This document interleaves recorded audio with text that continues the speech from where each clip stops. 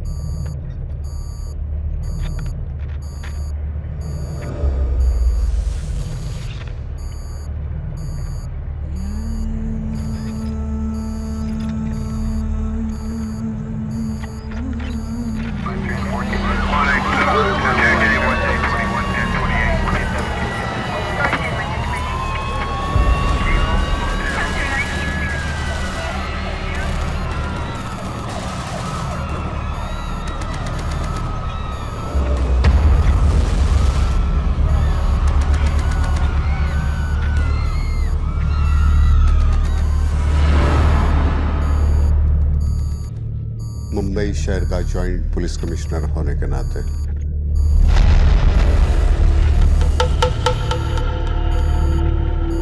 उस रात के हालात संभालने के लिए मेरी की गई कार्रवाई के संबंधित मुझ पे लगे आरोपों के जवाब देने के लिए आज मैं यहां इस कमेटी के सामने हूं, ये मैं जानता हूं।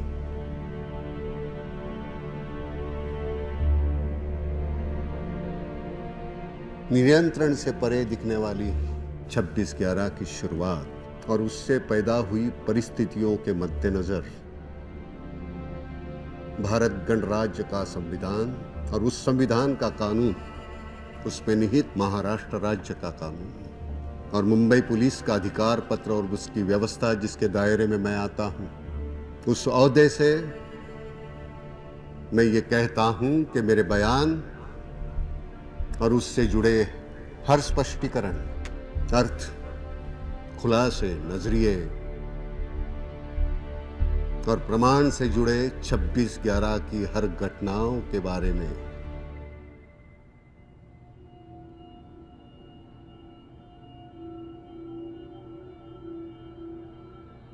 केवल सच कहूंगा।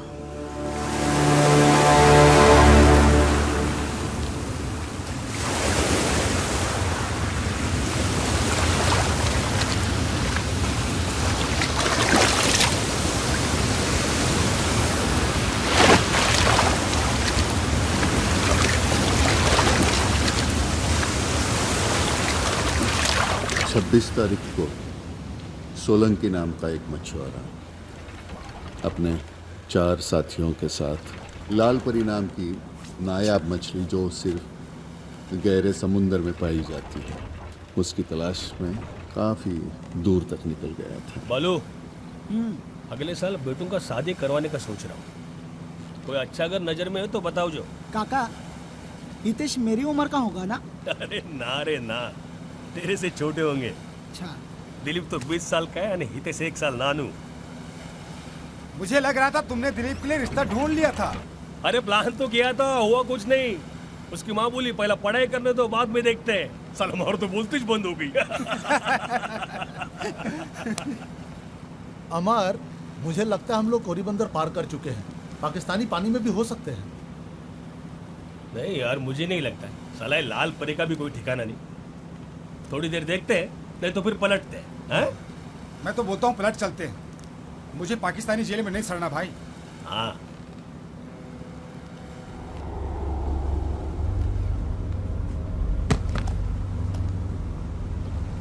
पेट्रोलिंग बोट तो नहीं, पेट्रोल नहीं, कोई ट्रॉलर लगती है।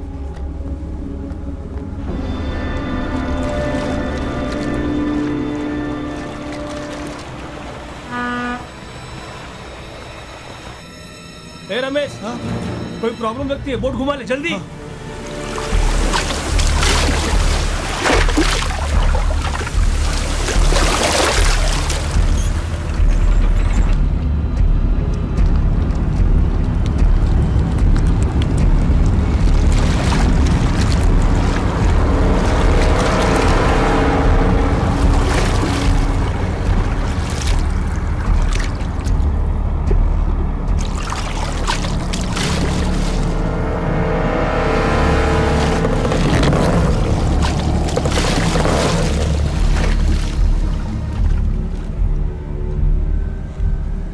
सलाम।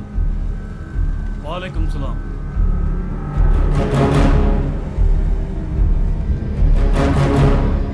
क्या हुआ? हमारे इंजन का बेल्ट टूट गया है, थोड़ा मदद करो। कहाँ से हो भाई? कराची से। ट्रांसपोर्ट ट्रॉलर है हमारी, खराब मौसम की वजह से यहाँ पहुँच गए। मदद करो। कितने लोग हो तुम? 5 लोग हैं। और कोई है? नहीं।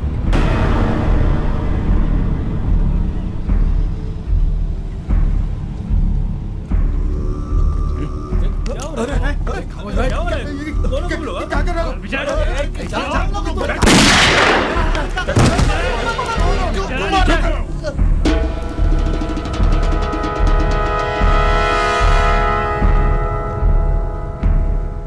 साहब, हम तो सिर्फ मछुआरे हैं साहब। साइड में ले जाओ।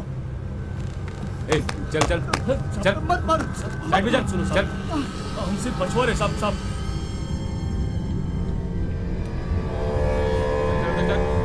चल। हम तो मछुआरे साहब। चाहिए तो हमारा आईडी चेक कर लो।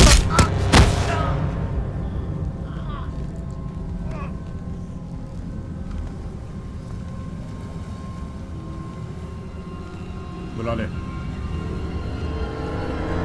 आ जाओ।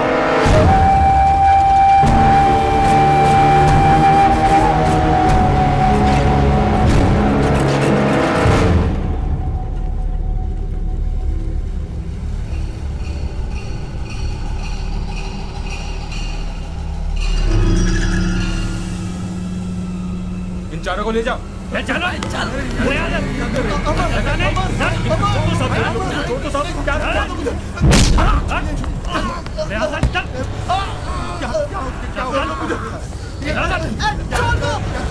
गोली मार दूंगा।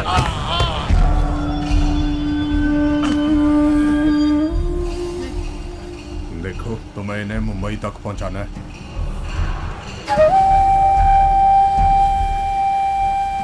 उसके बाद सबको छोड़ देंगे।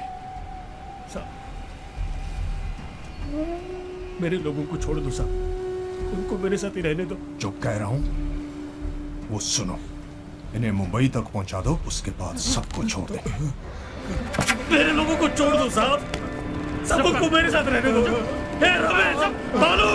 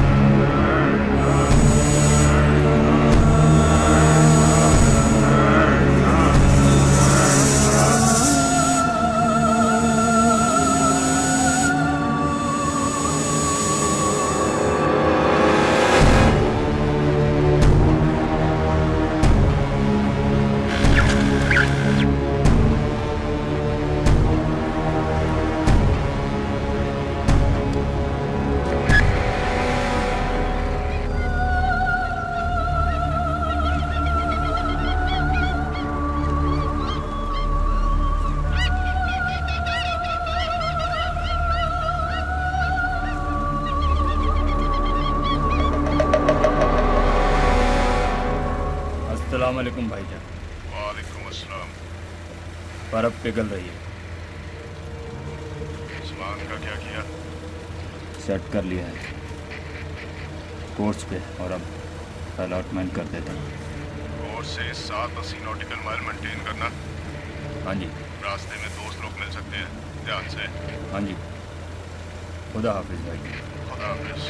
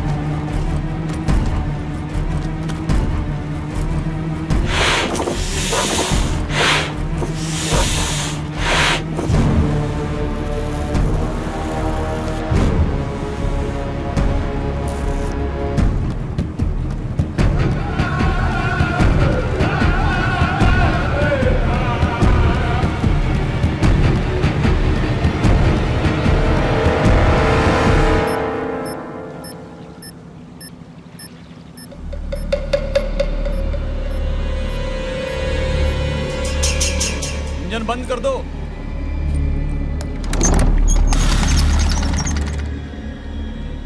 भाई बंदरकर मच्छी मार कॉलोनी से लगभग 11 किलोमीटर दूर है।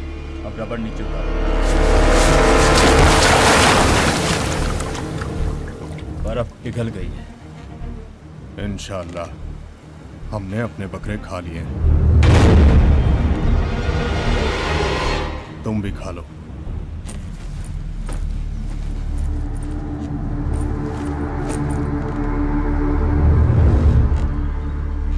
टंडेल को रिहा कर दो।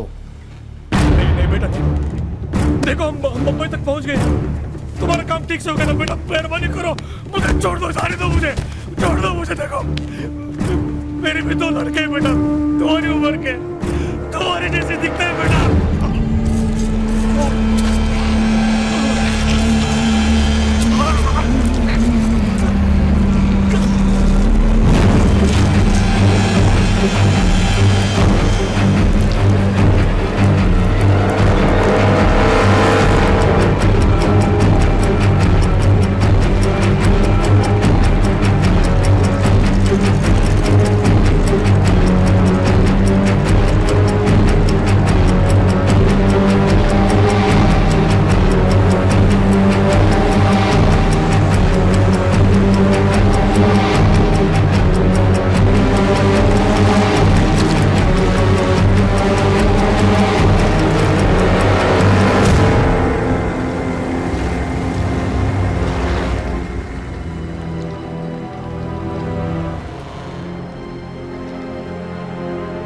अब वक्त आ गया। सब ठीक हुआ तो इंशाल्लाह 9:30 बजे तक हम अपनी अपनी जगह पर पहुंच जाएंगे।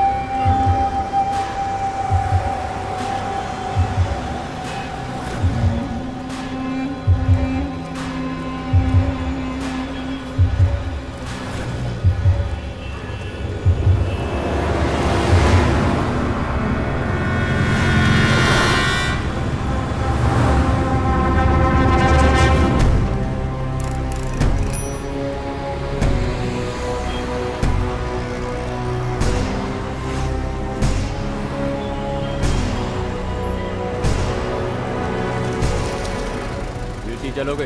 हाँ बैठो।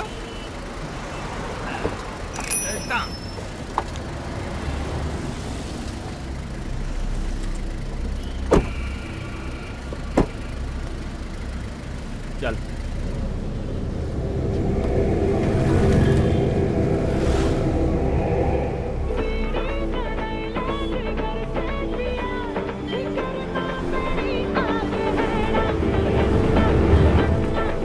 गाना बंद करो। अरे अच्छा गाना है साहब, हिट है। बंद करना। अब क्या है ना, पैसेंजर तो हमारा भगवान होता है, जो बोले वो करना पड़ता है। कहाँ जा रहे साहब? हैदराबाद। हैदराबाद। मुंबई में तो आदमी काम से आता है ना? ये तो ट्रैफिक बहुत देखो, पर मुंबई मेरी जान।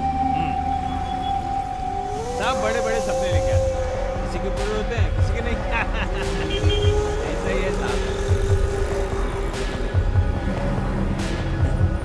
साहब वैसे मेरा नाम मोहम्मद है।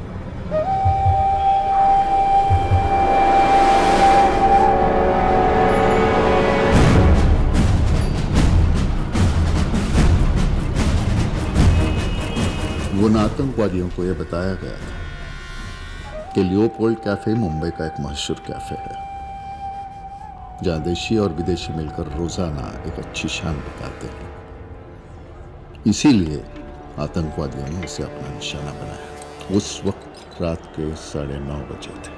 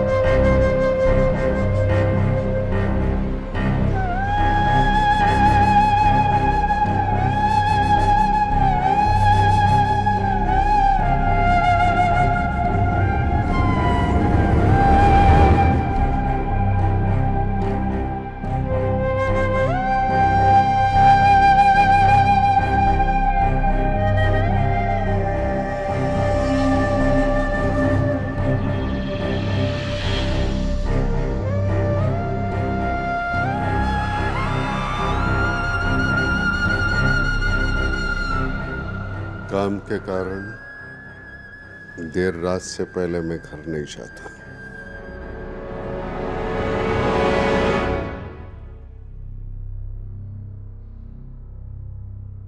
लेकिन 26/11 की रात को कुछ काम नहीं था, मैं बोर हो रहा था। 9 बजे ही घर चला गया। तकरीबन 9:30 बजे मैं नहा रहा था।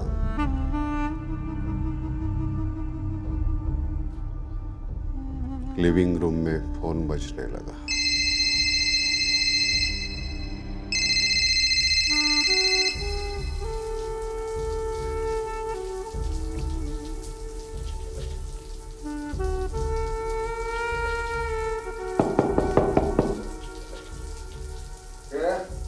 कंट्रोल रूम से फोन था। जब मैंने बोला कि आप नहा रहे हैं, वो फोन फटाक से कट कर दिया। मेरे जॉइंट कमिश्नर होने के नाते कंट्रोल रूम ऑपरेटर की ये जिम्मेदारी है कि शहर में होने वाले हर हादसे के बारे में मुझे जानकारी दे। लियोपोल्ड कैफे में हुई फायरिंग की सिर्फ एक इंफॉर्मेशन पे वो मुझे बाथरूम से बाहर निकलने को बोलना नहीं चाहता था। हुई घटना को दोबारा निश्चित करना चाहता था और उसी जल्दबाजी में उसने फोन पटक दिया, जो मेरी बीवी को अजीब सा लगा और उसने आके मेरे बाथरूम के दरवाजे पर दस्तक दी। जैसे ही मैं लिविंग रूम में आया, मेरे तीनों फोन, मेरा मोबाइल, मेरी लैंडलाइन और कंट्रोल रूम की हॉटलाइन एक ही साथ बज गए।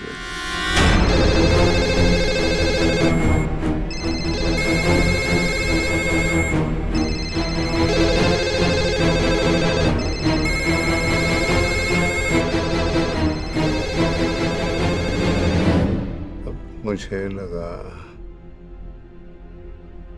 कुछ हो रहा है।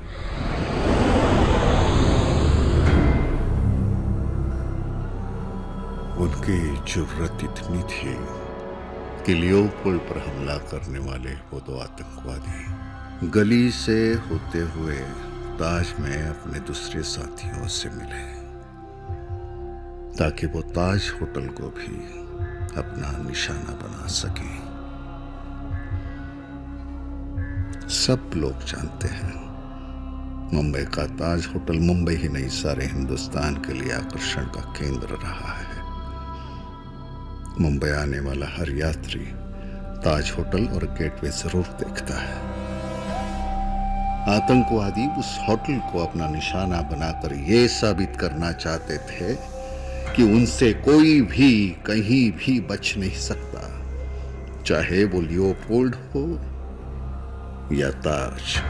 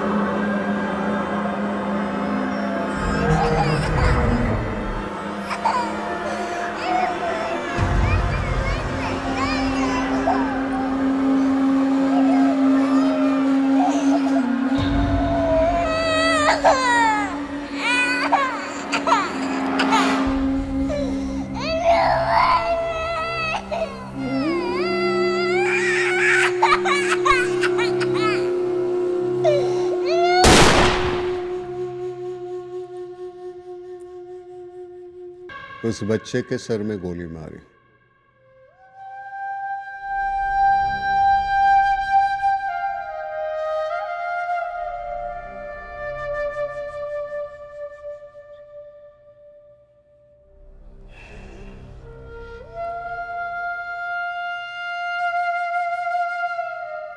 आज की दुनिया में 5 स्टार होटल इंसानी तरक्की और शान शौकत, वैभव का एक नमूना होता है। और उसी 5 स्टार होटल के जगमगाते फर्श पर बेशुमार खून और मुर्दा जिस्मों का ढेर देखकर ऐसा लगता है कि इंसान आज भी दरिंदगी की हद को पार कर सकता है।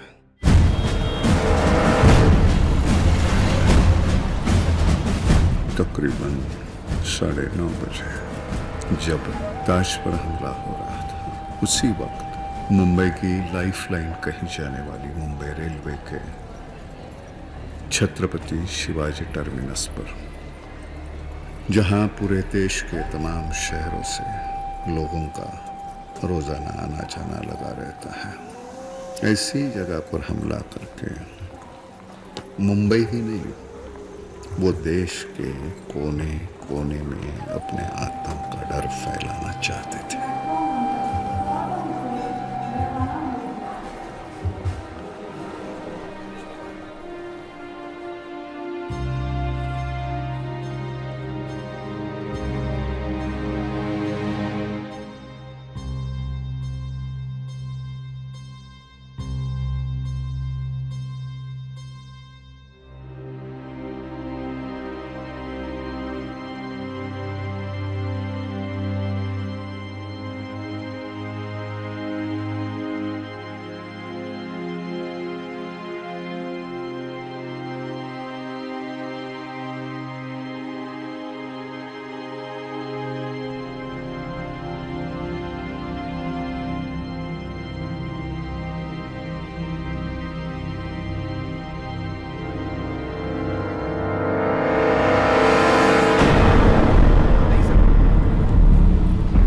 परसों भेज देता हूँ। हाँ sir, correct. Yes sir, yes. Okay sir.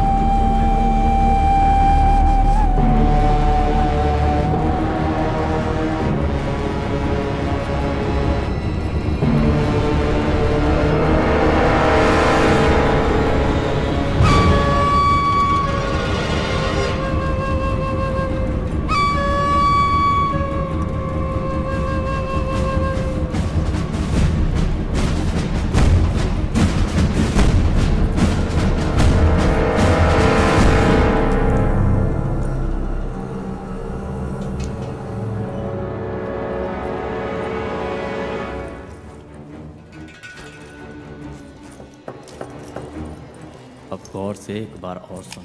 पहले ये अनार फेंकेंगे, जिससे जो बैठे और सोए हुए लोग हैं सब खड़े हो जाएंगे। तब हमारी गोली ज़्यादा लोगों को लगेगी।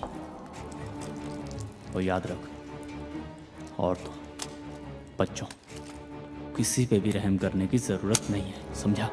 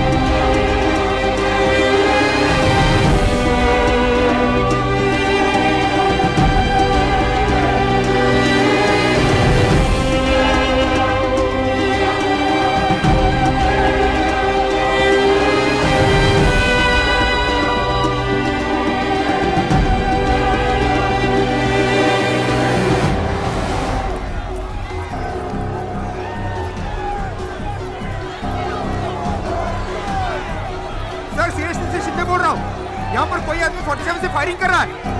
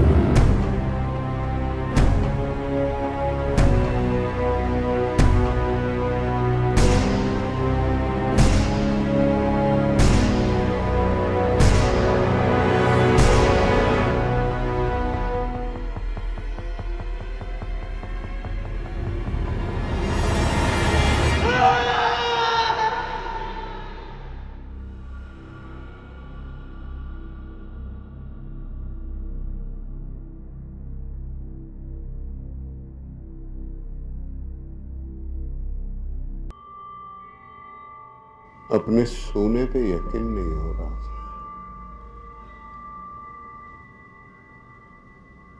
सीएसटी पे जो हुआ, क्या है ये लोग? हाँ? किस तरह की नफरत है? Can you understand? है कहाँ? किस नशे में है? या कोई पागल है जिसके हाथ में बंदूक थमा दी गई है? कौन सा मजहब इस बात की इजाजत देता है कि बेकसूर मासूम बच्चों को इतनी बेदर्दी से और हैवानियत से छलनी कर दिया जाए?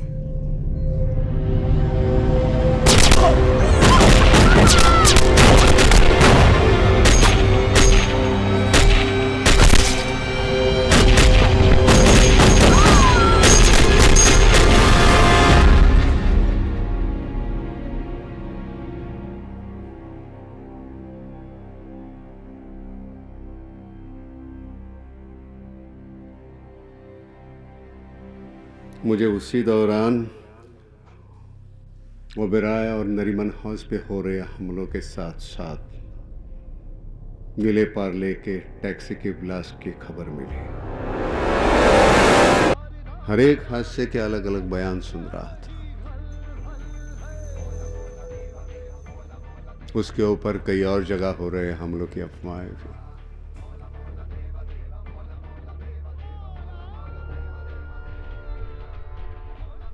कंट्रोल रूम में हर मिनट में हजारों कॉल आ रहे थे। मिली हुई जानकारी को परखने का, जांचने का, निश्चित करने का मेरे पास बिल्कुल वक्त नहीं था।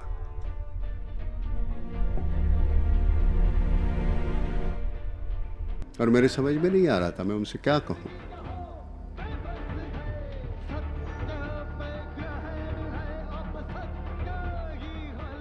तब जाके मैंने होम सेक्रेटरी को फोन किया। Sir, I don't know what to do. We need outside help. Are you sure it's the prestige of Mumbai police? Sir, fuck the prestige. I'm not saying whether we can do or we cannot do. I'm saying I don't know what to do. 27 साल की duty में मैं या मुंबई का कोई भी police वाला जुर्म के बाद ही मौका वारदात पर पहुंचा है। पहली बार मेरे एक्सपीरियंस में ऐसा हो रहा था कि जुर्म जारी है और हर पल बड़ा होता जा रहा है। उस तरह की सिचुएशन को रोकने या खत्म करने की कोई ट्रेनिंग नहीं थी, ना हथियार, ना बंदोबस्त। हमारा मुकाबला उनके साथ था जो पुलिस को देखकर भाग नहीं रहे थे, इसलिए क्योंकि वो मरने या मारने आए थे। होम सेक्रेटरी ने दिल्ली से एनएसजी कमांडोज लाने की कार्रवाई शुरू कर दी और फिर मुझे जानकारी मिली सीएसटी से जो टेररिस्ट निकले थे वो कामा हॉस्पिटल के पीछे की गली में जाते दिखाई दिए।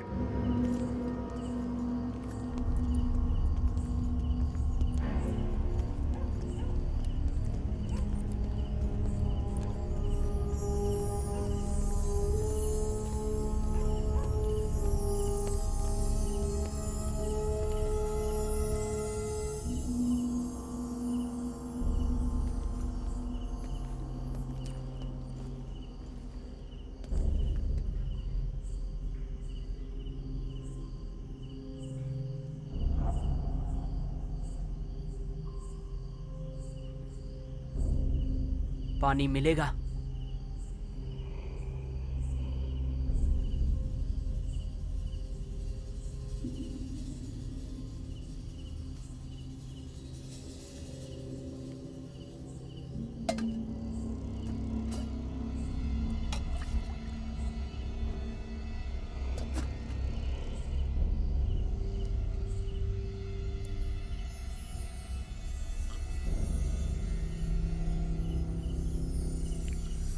एक और मिलेगा?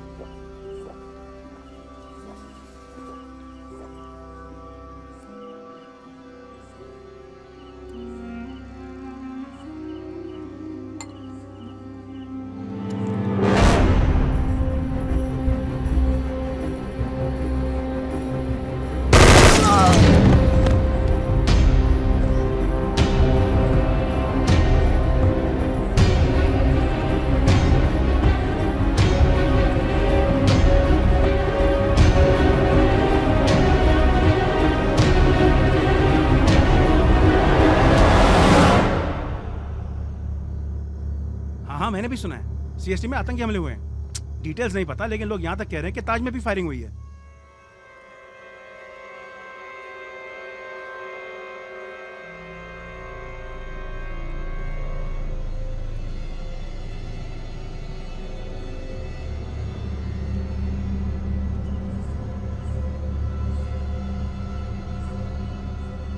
भाई हम अस्पताल क्यों जा रहे हैं? हम और हमारे लोगों ने जहाँ जहाँ गोलीबारी की है वहाँ से जख्मी लोगों को अस्पताल लेके जाएंगे। अगर हम यहाँ भी तबाही मचाते हैं, सिर्फ रेलवे स्टेशन, होटल ही नहीं, अस्पताल में आने को भी लोग डरेंगे।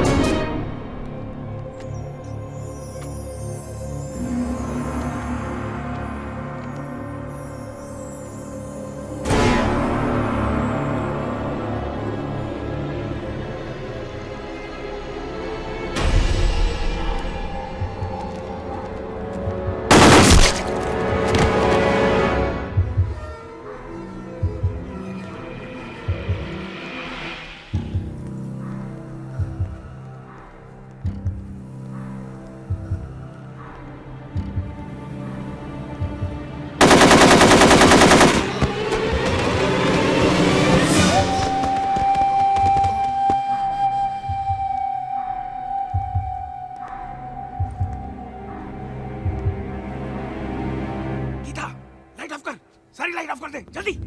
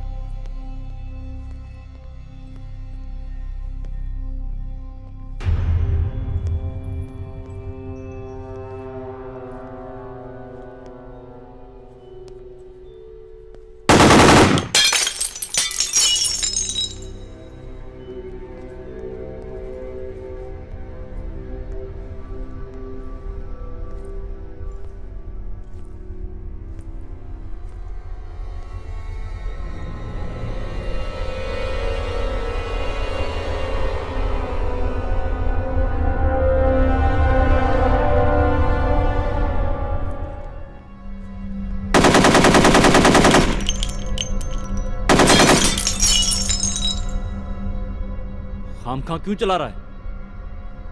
बुलेट वेस्ट मत कर।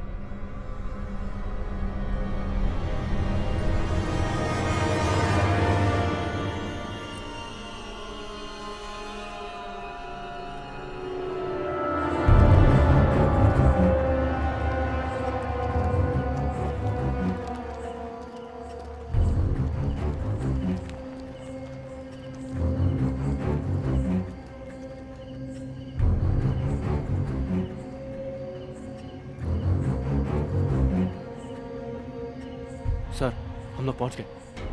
अरे लॉक लगा जल्दी। अंदर जाके छुप जाओ। जाओ जल्दी भागो।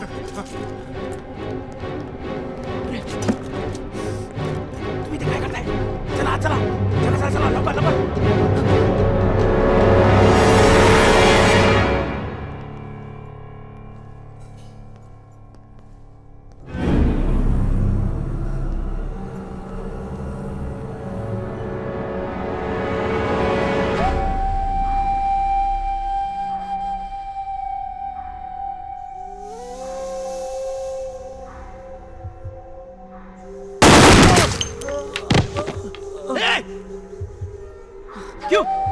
क्यों मारा? चुप साले। बाकी लोग कहाँ हैं? मुझे नहीं पता, मैं तो अभी आया ड्यूटी। साले बोल मादर चौथ। तू तो डॉक्टर है ना, तुझे तो पता होना चाहिए। बोल साले, नहीं तो भून के रख दूंगा।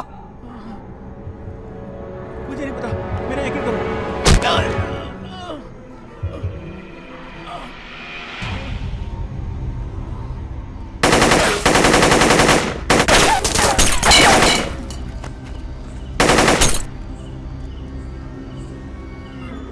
क्या हुआ? पिछले गेट पर पुलिस लगी है, यहाँ से सामने का गेट कहाँ है?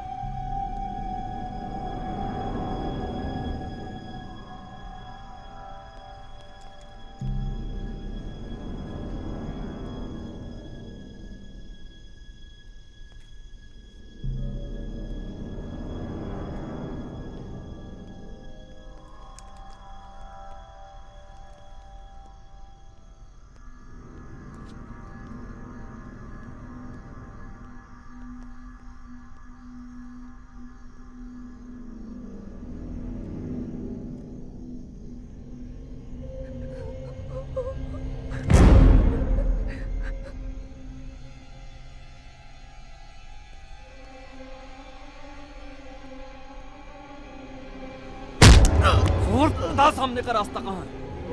बताता हूँ, अभी बताता हूँ।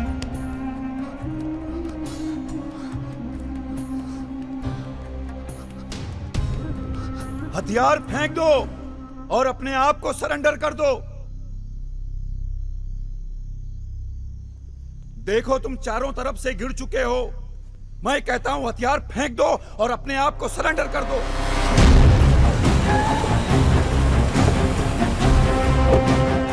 सर क्या पोजीशन है? ऊपर फायरिंग हो रही है सर, पोजीशन का कुछ पता नहीं। कितने आदमी है कुछ पता चला? नहीं sir. Sir, we need to move inside. Move! Hold a show. पता नहीं कितने लोग अंदर फंसे हैं। We can't take risk.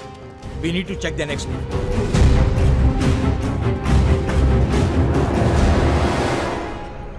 तुम्हारा डॉक्टर हमारे कब्जे में है, ज्यादा होशियारी की तो उड़ा दूंगा साले को। हम नीचे आ रहे हैं।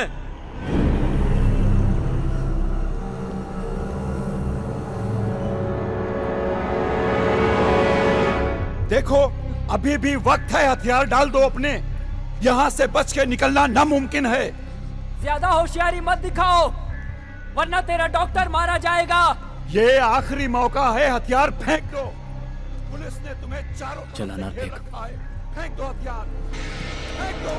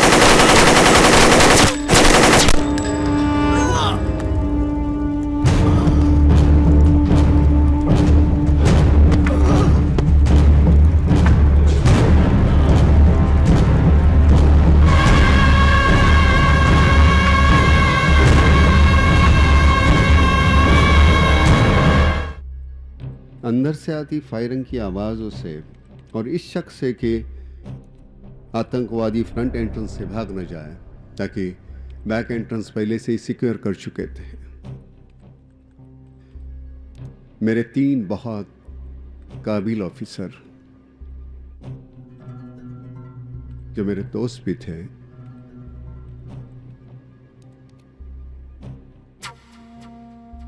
अस्पताल के फ्रंट एंट्रेंस की तरफ निकले। दादो पीछे बैठ, मैं गाड़ी चलाता हूँ। पाटिल दरवाजा खोल। चल।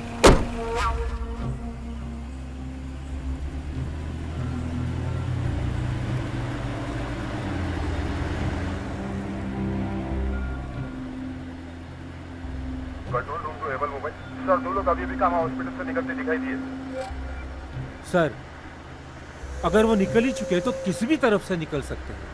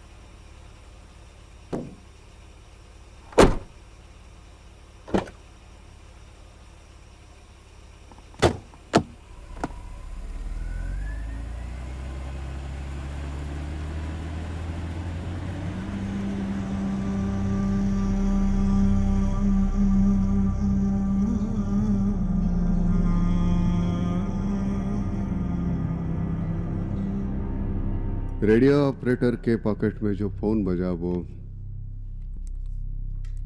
उसके पिताजी का फोन कॉल था। अहमदनगर में टीवी पे जब उन्होंने न्यूज़ देखी तो बेटे के सलामती की खबर लेनी चाहिए और फोन किया।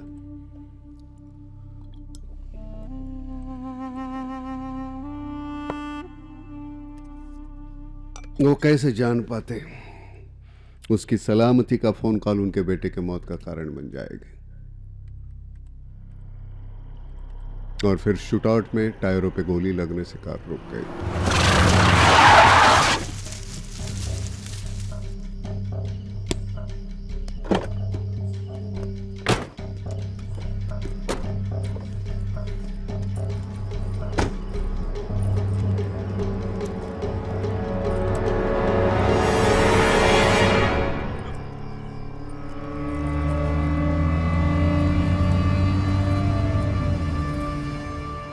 Mobile to control room. चल चल बाहर निकल। चल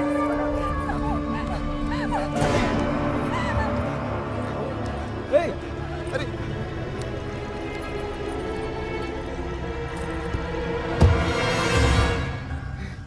और अभी उन लोगों ने सिल्वर कलर की स्कोडा को रोका है।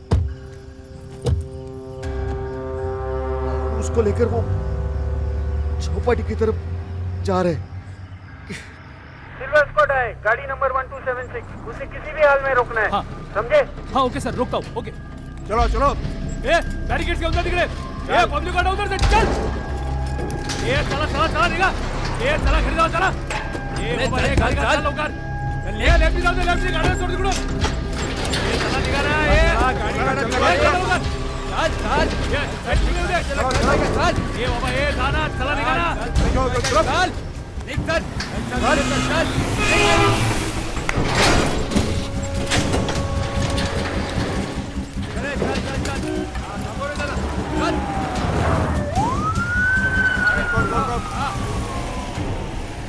हाँ सर, नाकाबंदी कर दी।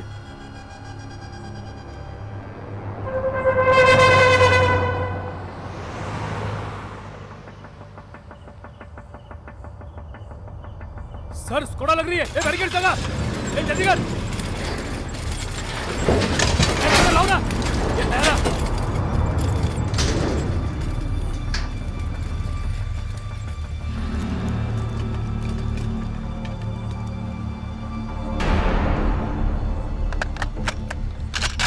नीचे उतरो। Come on, move it fast. बाहर निकलो, जल्दी करो। मैं आखिरी बार बोल रहा हूँ, बाहर निकलो। Come on, move move.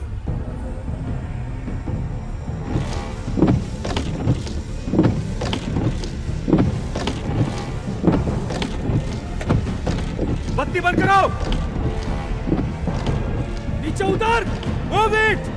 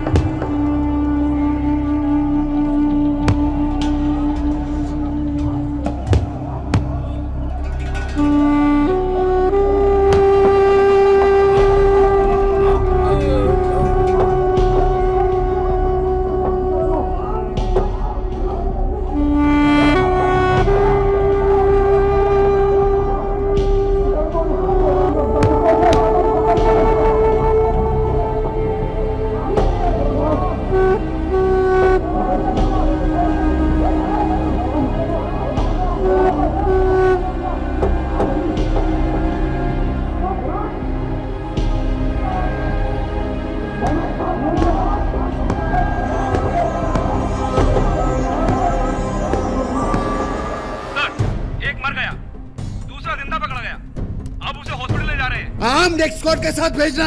Mind well armed escort. हो सकता है उसके आदमी फॉलो करते होंगे उसे। तुम नरीमन हाउस चले जाओ, वहां की हालत गंभीर है। Get with Delhi. Sir Delhi. Sir we got one. ये दिल्ली से ऑर्डर आया कि उसे हर कीमत पर सुरक्षित रखा जाए, और वो ऑर्डर सही था, क्योंकि वही एक सोर्स था जिसके जरिए हम इंफॉर्मेशन निकाल सकते थे। तब मैंने अपने ऑफिसर को फोन किया। हाँ सर। कैसी हालत है? ट्रीटमेंट चल रहा है, ठीक ही लग रहा है मुझको। क्राइम ब्रांच ले आओ। सर डॉक्टर क्लियरेंस नहीं दे रहा है। बस ले आओ, बीच में आए तो शूट द डॉक्टर। उसी वक्त आतंकवादी हमारे लोगों को मार रहे थे और हमारे डॉक्टर्स उसकी मरहम पट्टी करना चाहते थे। मैं जानता हूं वो उनका प्रोफेशनल एथिक्स है कि एक डॉक्टर को अपने मरीज का बैकग्राउंड नहीं देखना चाहिए, लेकिन मेरे पास उस समय ऐसे महान आदर्शों के लिए वक्त नहीं था, क्योंकि मुझे कसाब से इंफॉर्मेशन की सख्त जरूरत थी, जिसके जरिए ताज, नरीमन हाउस और ओबेरॉय में फंसे लोगों को बचाया जा सके। और आखिरकार उसे मेरे पास लाया। कसाब को जब मैंने पहली बार देखा तो मैं हड़बड़ा गया था, चौंक गया था। कई सालों के अपने तजुर्बे से कि जानते हुए भी कि जरूरी नहीं कोई खतरनाक आदमी खतरनाक दिखे, मैं फिर भी चौंक गया। कसाब ये इतना नाटा सा,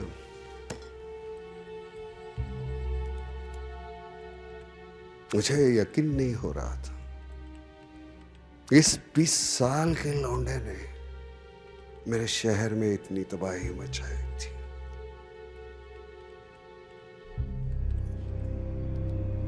उस समय मेरी सबसे बड़ी मुश्किल ये थी मुझसे और मेरे ऑफिसर से उसे बचाना। हम सभी उसे मारना चाहते थे।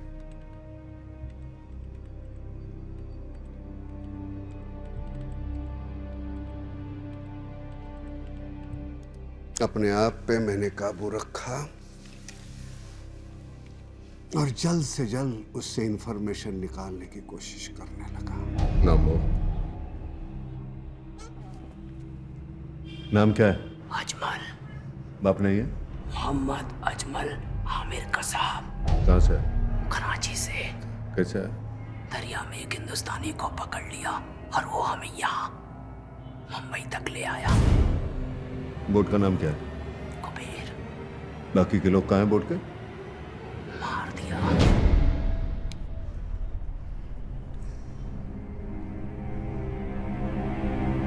फिर बाकी के साथी मेरे साथ, उनसे चेक करूंगा। मैंने उससे कहा कि उसके साथी मेरे कब्जे में है। मैंने झूठ बोला। पूरी रात की पूछताछ के बाद बड़ी आसानी से उसने बहुत कुछ पकड़ा।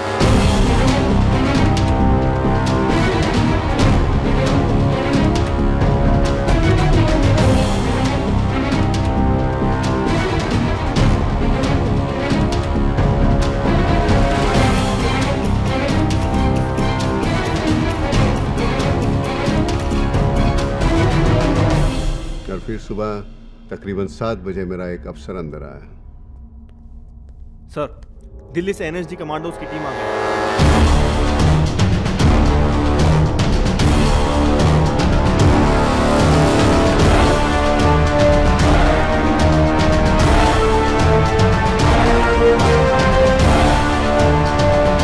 They have assault rifles, grenades, RDX.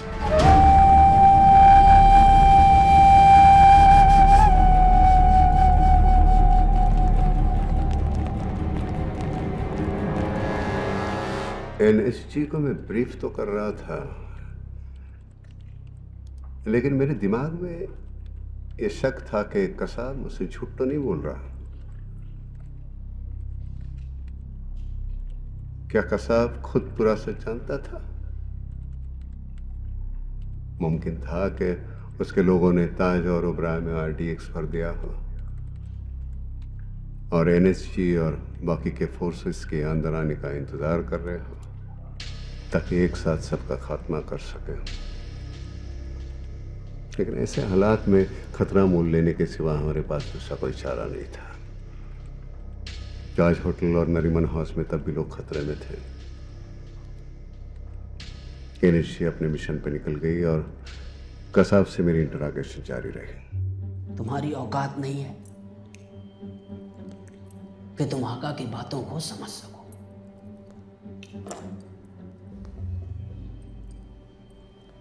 उनकी बातों में जादू है, जादू। रूह खुश हो जाती है।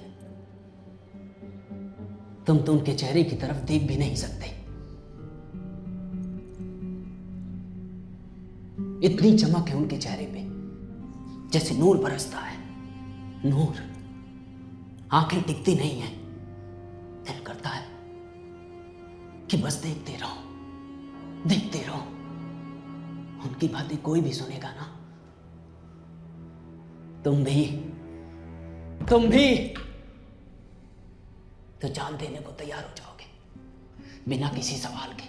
किसी की कोई बिसात, कोई औकात नहीं है उनके आगे। वो किताब की एक बातें बताते हैं जो तुम जैसों के समझ में नहीं आने वाली। इसलिए कि तुम काफिर हो। काफिर। दीन के लिए शमशीर उठाना पड़ता है।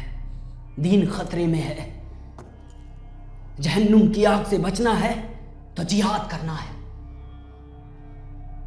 क्योंकि जहन्नुम की आग चलाती है तो बच लाती ही रहती है। गुनाहों की तौबा कबूल होगी कि नहीं, मैं नहीं जानता था। लेकिन आका ने कहा, जो मजहब और दीन की हिफाजत में अपनी जान गंवाता है उसका दर्जा बुलंद होता है।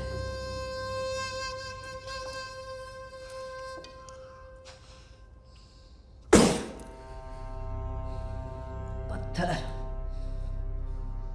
आका कहते हैं कि जो अल्लाह के लिए जान देता है, अल्लाह उसके गुनाहों को चाहे जितने भी घटिया क्यों ना हो मुआफ कर देता है। कोई सवाल जवाब नहीं होता है उससे।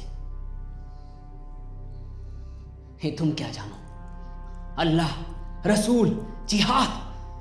पता है जिहाद ही एक ऐसा रास्ता है जिसमें हमारी रूह की पाकीज़गी और नूरानियत बरकरार रहेगी। आका ने कहा, शहादत के बाद फरिश्ते हमें सीधे जन्नत ले जाएंगे। जन्नत।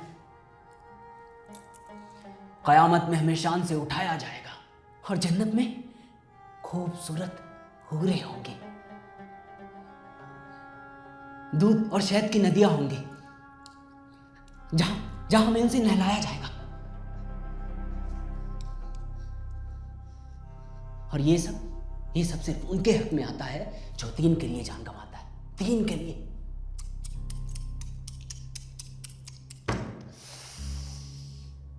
तुमको मजहब का इल्म कहां? खुदा की कसम, जिस दिन आका ने हमें इस काम के लिए चुना उसी दिन हमारी जिंदगी कामयाब हो गई। इस नेकी के बाद हम सीधे जन्नत जाएंगे। खुशी से झूम रहे थे हम।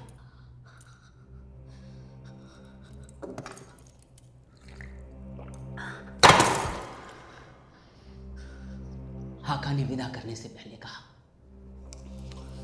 जाओ बच्चों, जाओ। तब तक मारते रहना जब तक जिस्म में जान है। तबाही मचा दो, खत्म कर दो मजहब के दुश्मनों को।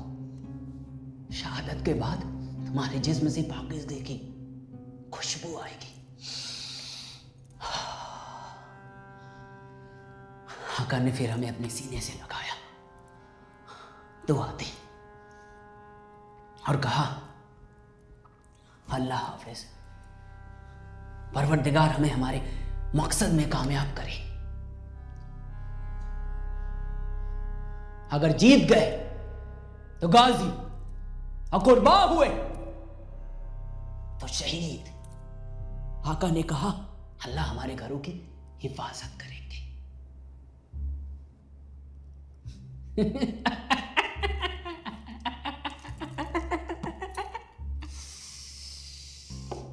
तुम्हारे लोगों को जिंदा कत्ल करने में जो मजा मिला, कसम से मादरचोद।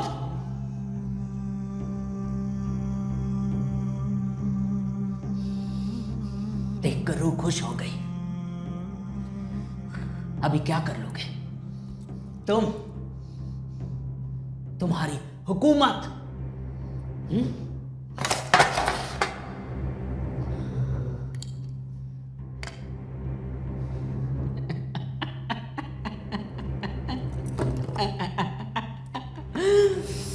क्यों? बोलो बोलो।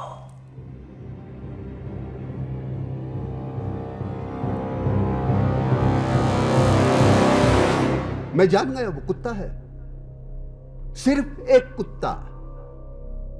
अगर कुत्ते का मालिक अपने कुत्ते से काटने को कहे तो कुत्ते पे गुस्सा करना बेवकूफी। असली दरिंदे तो वो है जिन्होंने दरिया पार से ऐसी घिनौनी हरकत को अंजाम दिया। लेकिन इसका मतलब यह नहीं कि मैं कसाब को कसूरवार नहीं मानता। अगर मेरे हाथ कानून से बंधे नहीं होते तो इन्हीं हाथों से मैं उसे चीर देता।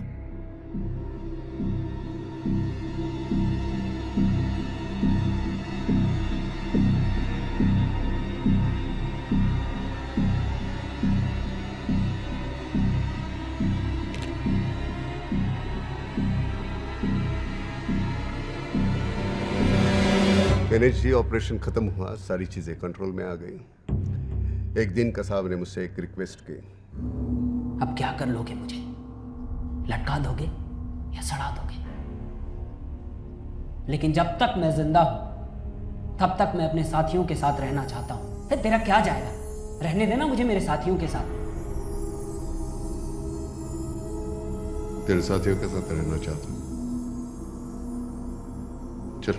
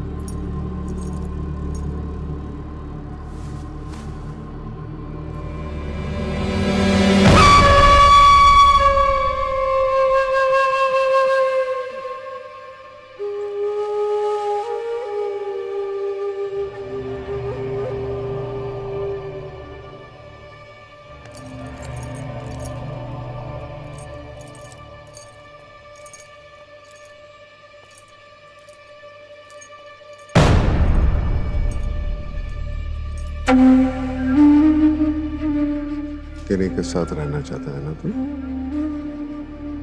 जन्नत छोड़। जन्नम का दरवाजा भी खटखटाया होगा ना इनकी रूह ने, तो वहां बैठे शैतान ने इनके गांड पर लात मारकर भगा दिया हो।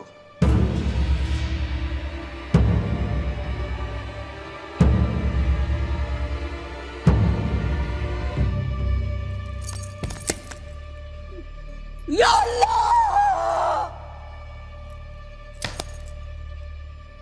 तो यहीं कहीं भटकती होगी उनकी रूहें। मैं तो नहीं देख पा रहा हूं, शायद तू देख सकेगा, तेरे अपने हैं।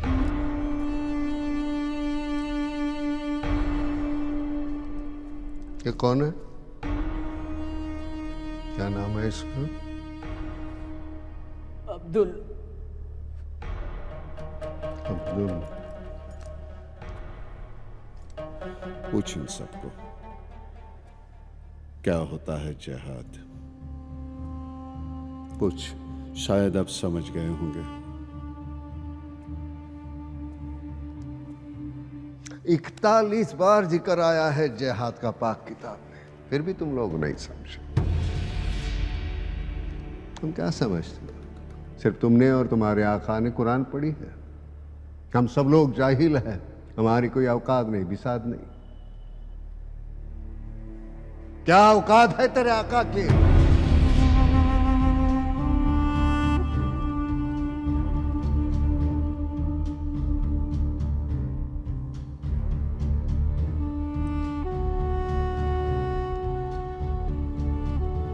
दर्स में तेरे आका ने यह नहीं बताया हुआ तो अशरफुल मखलूक है, यानी इंसान, खुदा की बेहतरीन तख्लीक इंसान को बनाने के बाद सजदे करने का हुक्म दिया था खुदा ने फरिश्तों को। जानता है? तुम्हारे आका ने यह नहीं बताया कि जहन्नम के आग से बचने के लिए खुदा ने तौबा बनाई है।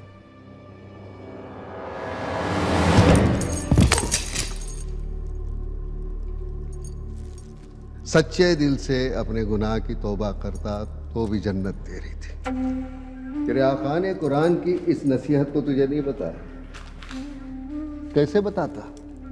ये तो जिहाद का गाजर दिखाकर तुमसे ऐसी घिनौनी हरकत कैसे करवाता? उसने कहा इस्लाम खतरे में है, जिन पर आफत आ गई है, और तूने भून कर रख डाला मासूमों को। मादर चौध, उन मासूम बच्चों से और औरतों से कौन सा खतरा था तेरे मशरक को? इस्लाम की नींव ही इंसानियत पे है, इसका तुझे इल्म ही नहीं, क्योंकि तू जाहिल है। ऐसे जिहाद के बाद तू समझता है तुम्हारी रूह पाकिज़ा और नूरानी रहेगी।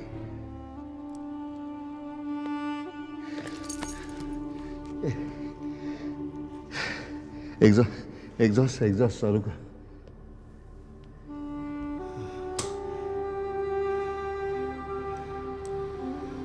देख इनके चेहरों को, घिन आती है, घिन।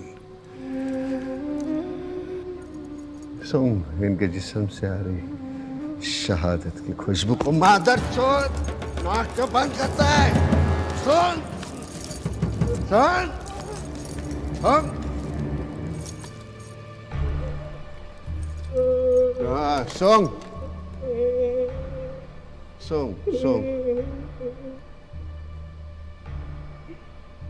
Song. फरिश्ते आएंगे,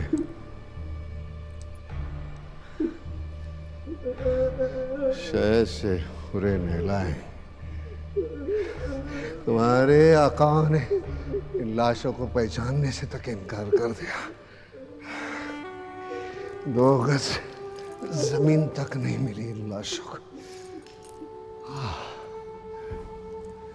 सारी दुनिया थूक रही।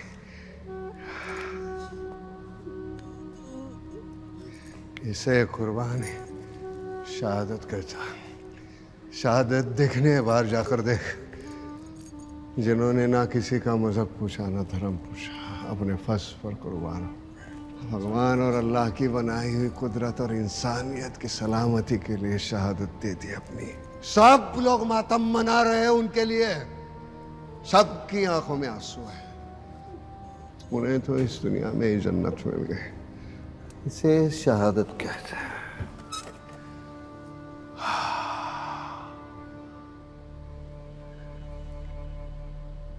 तो खुशी से झूम उठा था ना जब तेरे आका ने इस काम के लिए तुझे चुना। एक बात बता, जिसको भी तूने मारा कभी अपने जमीर से पूछा उनका गुनाह क्या है? जमीर, जमीर, जमीर, जानता है जमीर?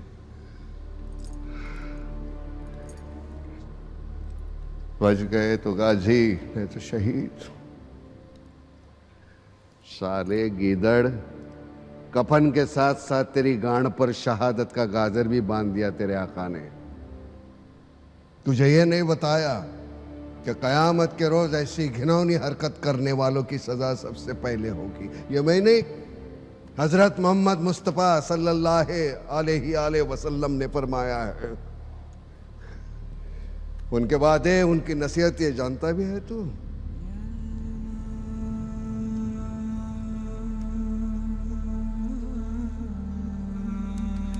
आज को तो मुझे ऐसे गुमराह ने तमाशा बना के रखा, तमाशा।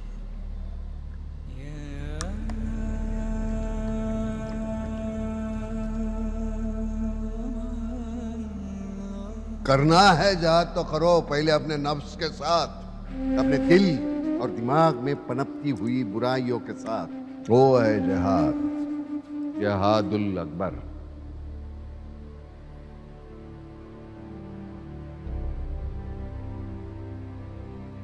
एक बार कुरान ठीक से पढ़ता या सिर्फ पढ़ता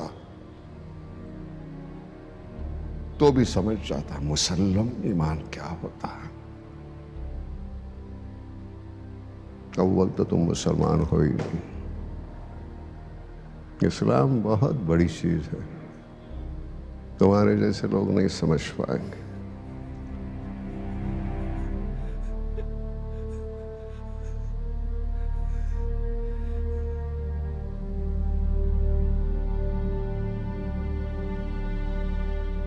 तेरे उम्र का बेटा है मेरा।